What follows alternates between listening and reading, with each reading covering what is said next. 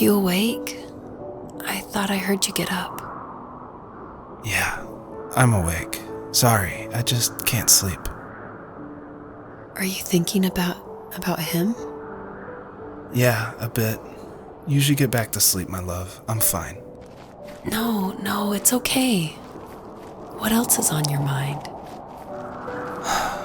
I don't know. It seems weird, but I had one of the most vivid dreams of my life. I saw a fox on a snowy mountain, just looking confused and worried. Those eyes. I can't get those eyes out of my head. She was running in the windy snow, looking for something. Do you think it has to do with you and what's been going on? I don't know. It was just a dream, Rachel. They're not meant to make sense. A lot's happened the past couple days, that's all. Well, if you're not going to sleep anyway, you should tell me. I want to hear. All right.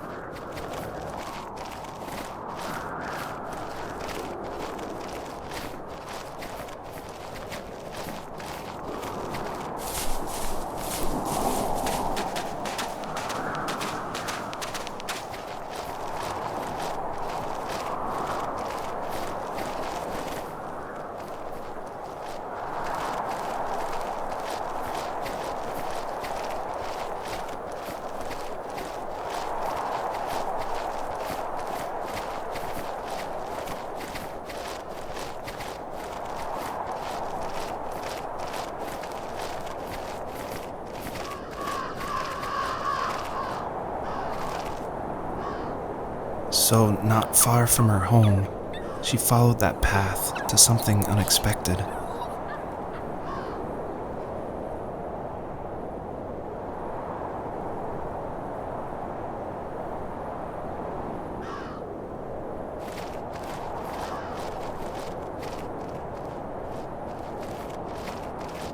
She couldn't stay, though.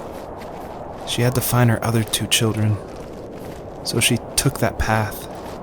She followed it towards something ancient, something with answers.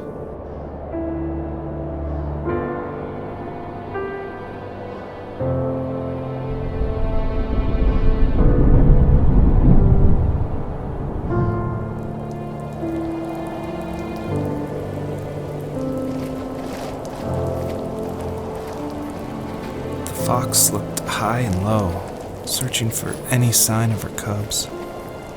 Points of light showed the way to this ancient tree. It was as if each one had a story to tell, all their own. The land was trying to tell my story, too. I felt like I was right behind her the whole time.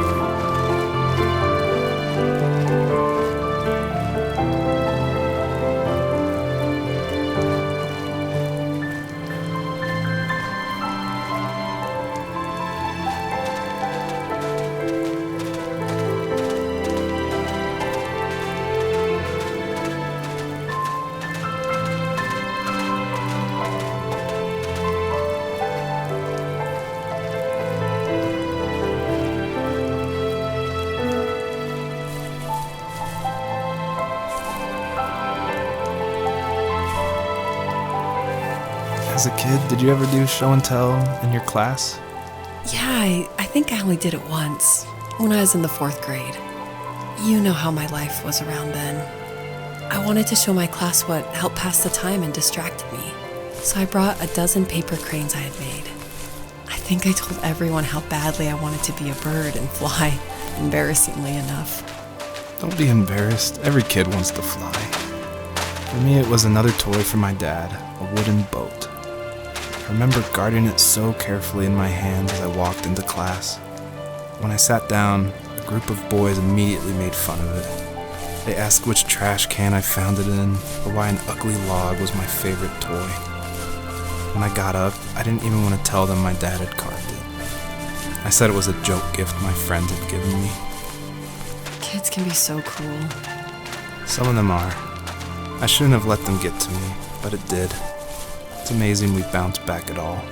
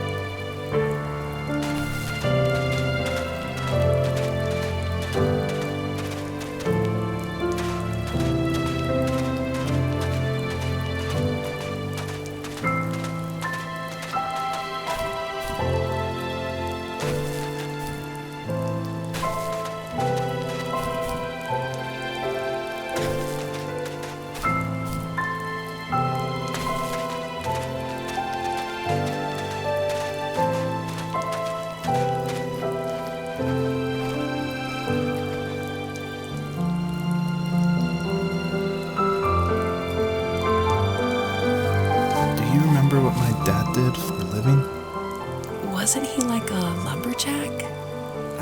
That's one way of putting it. If wood was a canvas, then a carving knife was his paintbrush. Even after working a 50-hour week, even after his hands were more splinters than skin, he would bring home the nicest piece of Alaskan weeping cedar and make me toys. That wooden train was the first toy I can remember, and I loved it. I just knew from a young age I was going to be a lumberjack, like my father.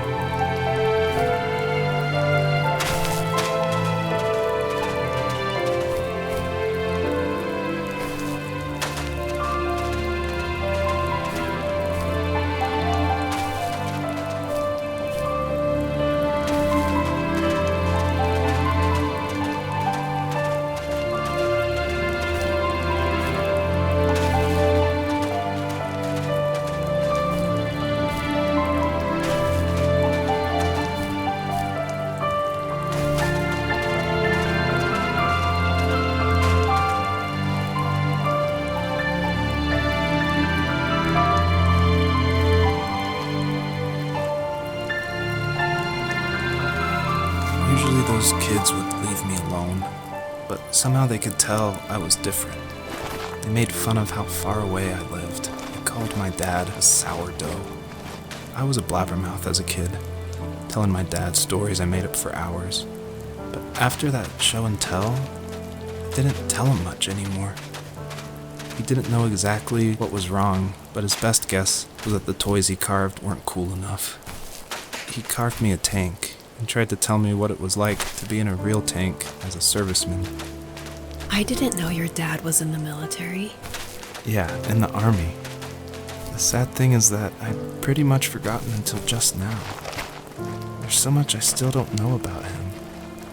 I'm sorry. He knows how much you love him. You're going to see him again soon and have some closure, I'm sure.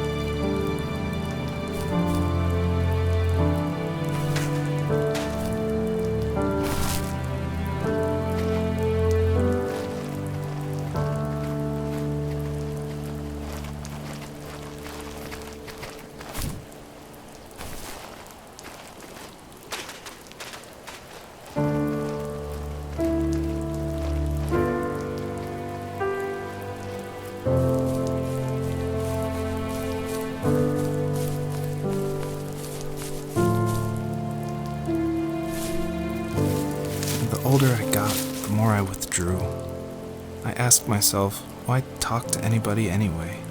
Why bother when I'm happy by myself? I started drawing a lot, mostly animals I saw in the woods by my home. I then imagined designing my own hideouts with things like TVs and pantries full of chips and cookies. I think that idea of leaving home and drawing blueprints started my career. I found a lot of solace in that. I'm not surprised, but I did the same thing, you know? There's something special about having a place to call your own. And now look at us. Well, if you count renting in an overpriced city. It's as close as we can get for now.